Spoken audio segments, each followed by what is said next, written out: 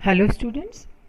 आज हम class 12 political science chapter 2 the end of bipolarity का ये फर्स्ट पार्ट है। हम इसमें इस चैप्टर को रिवाइज करेंगे।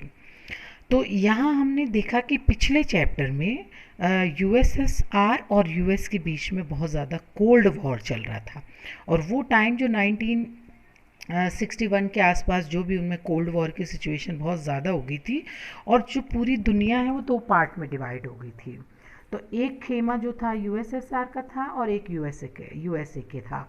जो लोग भी यूएस की आइडियोलॉजी में बिलीव करते थे, लिबरल डेमोक्रेसी में और कैपिटलिज्म में, वो यूएस की पार्टी में आ गए थे। और जो यूएसएसआर को सपोर्ट कर रहे थे वो लोग सोशलिज्म एंड कम्युनलिज्म की आइडियोलॉजी को फॉलो कर रहे थे। तो ये था हमारा इससे पहले के जो हमारा नॉलेज है कि किस तरह दुनिया जो है दो पार्ट में बटी हुई थी।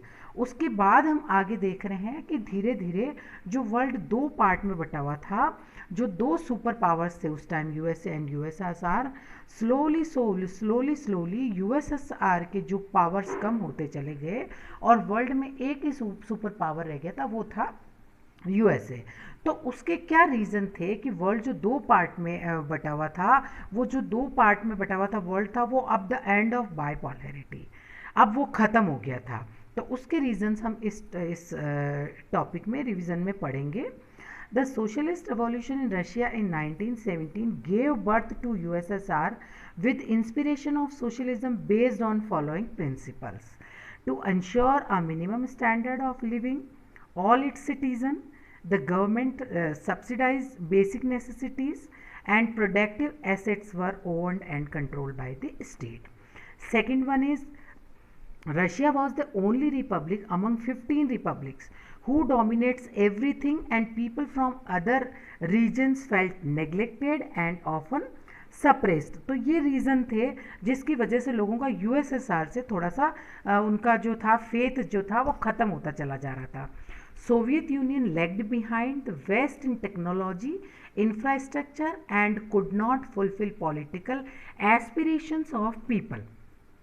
इसके जो रीजंस थे इसमें हम ये देख सकते हैं कि the Soviet system however become very bureaucratic and authoritarian, making life very difficult for its citizen. यहाँ पे लोगों का जो इनका सिस्टम था वो सिस्टम इतने कॉम्प्लिकेटेड थे कि जो जनरल लोग थे, जो सिटीजन्स थे वहाँ के, उनका जीना बहुत मुश्किल हो गया था।